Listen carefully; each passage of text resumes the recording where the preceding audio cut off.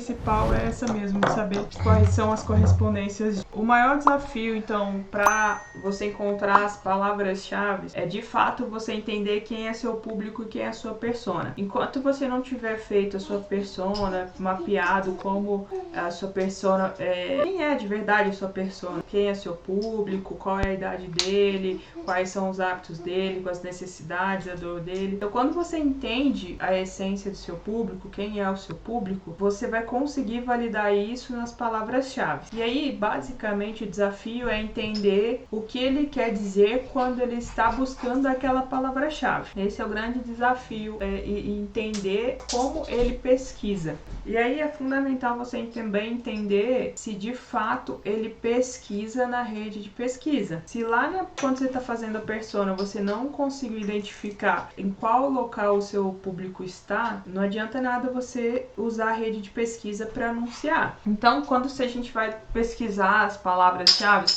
a gente tem que entender qual que é essa forma que ele pesquisa. E aí, cada forma que ele pesquisa também nos dá a entender em qual etapa do funil ele está. Tem palavras-chave que já nos indica que o nosso público ele já está no fim do funil. Quais são geralmente essas palavras? É quando ele pesquisa preço, plano, local. Ele já está com um nível de consciência bem avançado e ele só quer saber realmente o serviço. Então, tem determinadas formas que ele pesquisa que ele vai mostrar isso para você. Já palavras do meio do funil, geralmente ele pesquisa o como, né? Então, como funciona, onde fazer o procedimento, é seguro, ele usa essas palavras. Quando ele tá no topo, ele sempre pesquisa o que ele fica muito no que porque ele tá querendo entender como que é o serviço, como é o procedimento, então ele sempre usa mais essas palavras. Então, a forma que ele pesquisa, você sabe qual é a etapa que ele está e qual é o nível de consciência dele. Então, aqui no planejador de palavras-chave,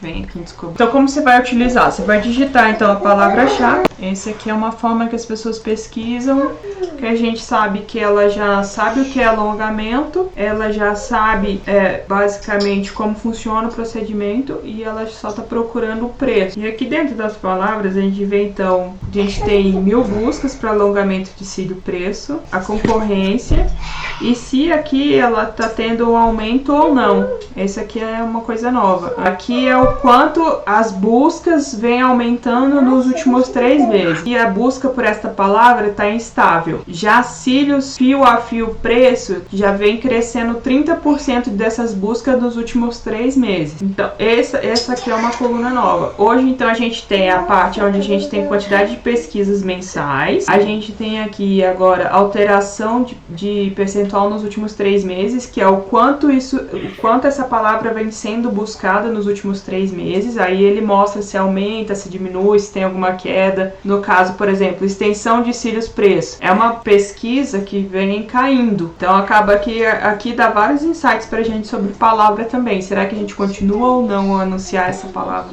Aqui a gente tem a parte de concorrência, né? Se a concorrência está sendo alta, tem várias pessoas anunciando por esta palavra ou não. Se é uma concorrência média ou se é baixa. Esse percentual de impressão é o quanto nossos anúncios estão aparecendo para essa palavra. E aqui no lance é o quanto o valor dessa palavra está, no valor mínimo e máximo. E o status da conta é se a gente está usando ou não essa palavra, tá? Aqui a gente pode segmentar e falar, eu quero só saber as buscas de São Paulo. Quando a gente for olhar as palavras-chave, de fato escolher quais são as palavras, é legal você usar só a região que você está utilizando. Então, por exemplo, alongamento de cílios no Brasil são 1000 buscas, mas em São Paulo são só 140. Aqui, ela é uma palavra que está efetiva na conta, então a gente aparece 84% das vezes. Então, a diferença daqui e daqui aqui a gente colocou essa palavra-chave na conta e aqui a gente não colocou. Apareceu 2% porque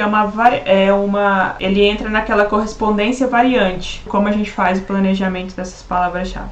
Então, Aqui é o status do que a gente de fato está usando para nossa campanha. Aí ele vai aparecer o status aqui. Basicamente, quando a gente olhar aqui, quando a gente coloca preço, plano, são palavras que são indicativos de fim de funil. E se a gente está trabalhando hoje com serviço, o que a gente quer? A gente quer que o nosso cliente nos encontre e já agenda. Não tem sentido a gente fazer ele passar por uma jornada, porque a gente já tem públicos qualificados fazendo busca na rede de pesquisa. Se a gente não tivesse buscas na rede de pesquisa, aí fazia sentido a gente subir o funil e usar algumas outras estratégias e outras redes para alcançar esse público. Mas hoje não faz sentido. Hoje a gente já tem um bom volume de pesquisas já sendo feitas, de pessoas já demandando, já pesquisando pelo seu serviço, e você só tem que trabalhar um bom anúncio, uma boa página para aparecer e ranquear para essas pessoas. Falando basicamente de encontrar uma palavra-chave, a gente vai explorar bastante o fundo de funil, para depois, em um outro momento, quando a gente vê que está bem mais saturado o fim do funil, a gente sobe o funil para outras palavras ou outras estratégias. E aí, depois que a gente então entendeu as palavras-chave de fim de funil, um ponto importante é entender quantas palavras-chave você vai usar. Às vezes as pessoas vão lá e usam um monte de palavras-chave, e isso às vezes nem ajuda tanto na performance da sua campanha. Quando a gente está falando de palavra-chave, é fundamental você respeitar a intenção da palavra-chave. Se você usa várias palavras-chave dentro de um grupo de anúncio que tem intenções diferentes, a qualidade do seu anúncio tende a cair muito mais, e você também não consegue ser tão específico dentro dos seus anúncios. Por exemplo, aqui nesse grupo de anúncios, a gente está trabalhando sobre volume russo. Estou entrando na campanha de cílios. A gente tem dois grupos de anúncio. Um grupo de anúncio eu estou abordando volume russo, e o outro eu estou abordando fio a fio. O que acontece? O volume russo, dentro desse grupo, eu tenho que demonstrar palavras-chave que tenham a intenção que o cliente está buscando o volume russo. Então a gente tem que buscar palavras que são fim de funil e que a intenção esteja bem parecida. Ou seja, a gente colocou aqui cílios russo valor, cílios volume russo preço. Ou seja, faz sentido quem busca por valor, busca preço, são similares? A gente sempre tem que fazer essas observações. Valor cílios volume russo, faz sentido? Agora veja bem, eu coloquei aqui extensão de cílios volume russo valor. Você acha que volume russo e extensão de volume russo para o Google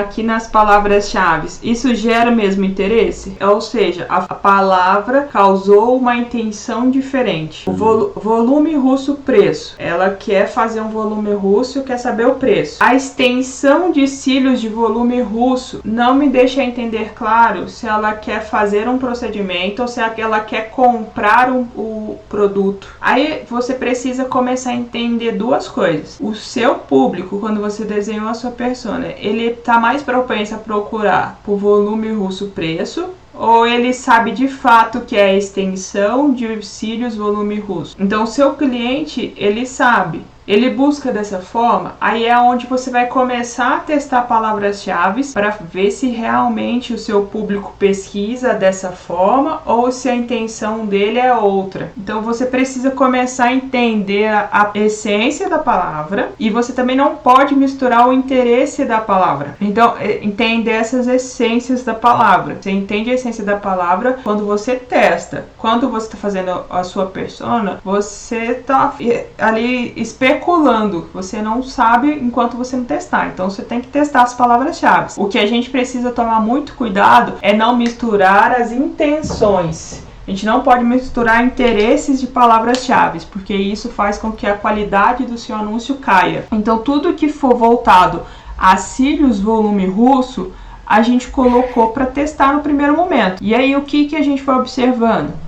A forma que mais convertia, qual era a forma que seu cliente pesquisava. E aí a pergunta é, quantas palavras eu devo usar ao mesmo tempo para anunciar? Será que eu preciso usar esse monte de palavras aqui para anunciar? De fato, você não precisa colocar esse monte de palavra para anunciar. Você tem duas coisas aqui a observar. Quando a gente está falando de palavras-chave, a gente fazendo de anúncio, esse anúncio vai ser exibido para o nosso potencial cliente, ele vai clicar e vai ser direcionado para uma página. Esse é o fim do processo de um anúncio.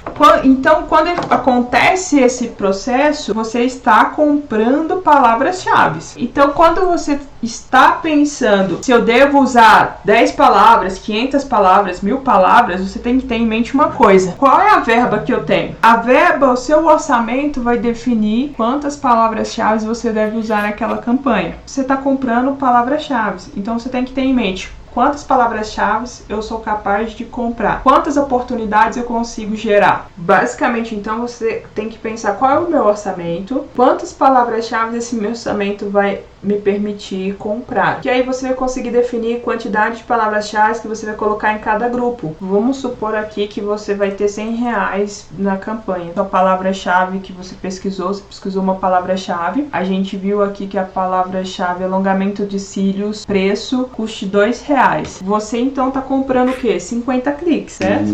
Ou seja, você vai ter 50 para que desses cliques gerem uma oportunidade de contato. Você acha que com 50 cliques você vai conseguir gerar uma oportunidade de contato? Basicamente, você já entende no seu físico qual é a quantidade de conversão que você tem, quantas pessoas tem que entrar em contato para você fazer uma venda, certo? Então, você sabe que se você consegue comprar 50 cliques, você acha que desses 50 cliques, quantos de fato viraria um alongamento? Quantos em funil de serviços, assim, que a pessoa tem que entrar em contato e daqueles contatos gerar de fato a venda, é basicamente entre cliques versus venda, é isso, 1%. Aí você pensa, isso porque você anunciou para uma única palavra-chave. Então você tinha uma palavra-chave que custava numa média de R$2 o clique, você investiu R$100, você comprou então 50 cliques. Se você anuncia mais uma palavra-chave que custe R$2, você vai gerar então 25 de oportunidade na primeira palavra e 25 cliques na segunda palavra. A chance de você converter nesta palavra ou nesta palavra, se for de 1% aqui, você não vai praticamente ter nenhuma conversão, nenhuma das duas. Se for ter, vai ser em uma das duas. Então, a ideia é, quantas palavras eu devo anunciar? Depende da quantidade de verba que você vai usar na sua campanha. Se você for usar uma verba muito pequena, não coloque um monte de palavras. Coloque uma ou duas palavras, que aí vem a sacada. Você vai escolher palavras que tenham um volume de buscas. Também não adianta nada você pegar uma palavra que tenha 50 buscas. Então, verificar. Ela é fundo de funil? Ela tem uma quantidade boa de buscas? E o preço dessa palavra é muito alto, está com CPC alto ou não está? Depois que você entendeu esses 3 fatores, você vai conseguir começar a escolher as suas palavras-chave. E aí vem o segundo desafio. Quantas pessoas estão concorrendo por esta palavra-chave? Você começa então a pegar aquela palavra-chave, supondo que seja o alongamento de cílios, alongamento, volume russo, preço. Você vai entrar na rede de pesquisa, colocar essa palavra-chave e ver quantos anunciantes aparecem para essa palavra-chave.